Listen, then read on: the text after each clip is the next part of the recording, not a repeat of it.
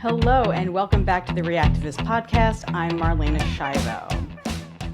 So it turns out that in Nassau County, New York, they have banned transgender athletes from joining teams that are of the gender that they identify as. I know this is not a new topic, but obviously it's going to be an ongoing issue going forward. And it's scary to actually share an opinion on this because you get attacked. You get attacked for thinking the way you think. But regardless, I am going to attempt to explain this in a way that shows compassion on both sides. So it is no secret, and it's an old argument, that men are physically stronger than women. That's just the way it is. We don't see women in the NFL. They're not banned, okay? They're not banned, but you don't see them in the NFL. There are women in the WNBA that I wouldn't want to play. That's for sure. I mean, have you seen those women? They are hardcore athletes and they are very strong and capable people, but they don't compete in the NBA for a reason. Okay? They compete against the athletes that are of the same skill set. It's just not a fair game. If Mike Tyson was transgendered, right? Say he decided he's a woman. Do you want to be a woman boxing Mike Tyson? No. What woman would want to box Mike Tyson? He can identify as a woman, but it's not a fair fight, quite literally. It's just not a fair fight. And so I don't think that this is the bigotry that the far left wants to make this out to be.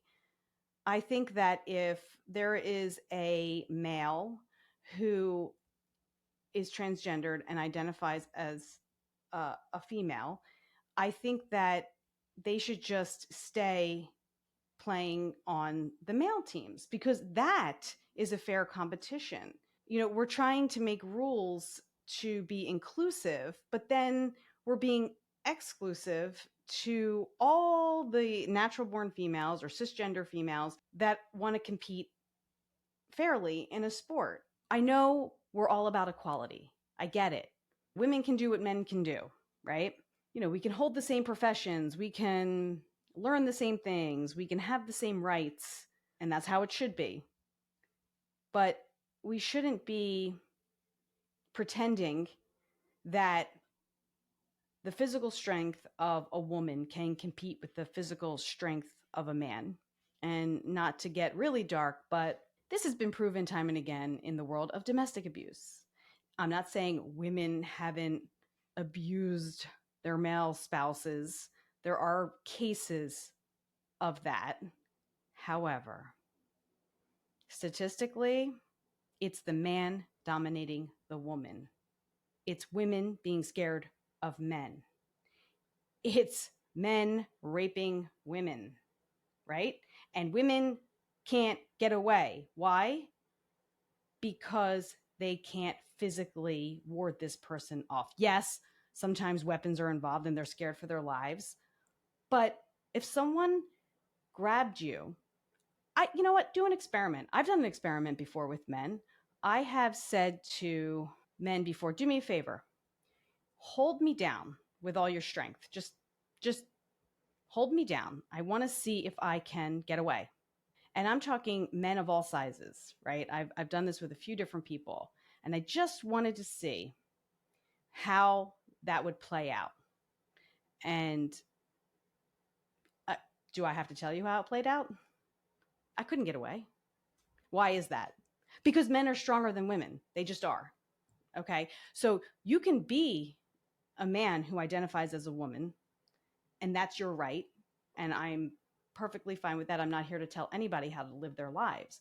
But there's zero argument when it comes to male strength versus female strength.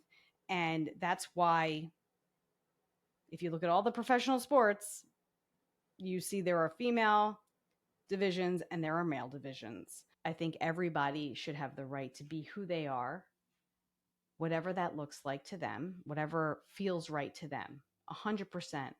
But I do think that there has to be limitations in certain spaces. There just does. Where are the rights of the women? Where are they? You think it's you think that that's equality for them? No. Now they're getting overpowered by men at their own game. I don't think people are applying logic to this. They just want to say it's prejudice, it's bigotry, and it's non inclusive. But there's just common sense here. I know it's an unpopular opinion about what happened in Nassau County, and it is happening across the country in various states about banning trans athletes. But I'm begging everybody to take a step back and think about it. Women couldn't play in male sports, so they got a league of their own. Maybe it's time for the transgender community to think on that. And if you think what I'm saying is illogical or unreasonable, then you get in the ring with Mike Tyson. This topic bleeds into something related.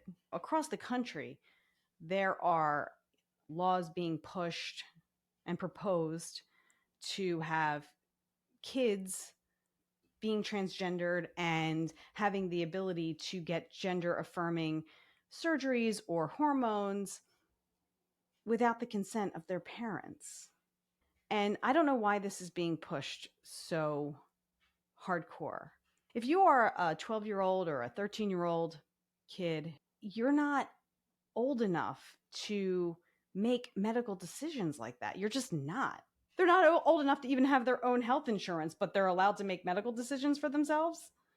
Let's take transgender out of the mix. Let's just take the idea of like that being the issue. If you have a teenager who wants a nose job, do you want them to go to a plastic surgeon on their own and schedule the surgery? No. You need parental consent to get a nose job. You need parental consent to get a breast reduction.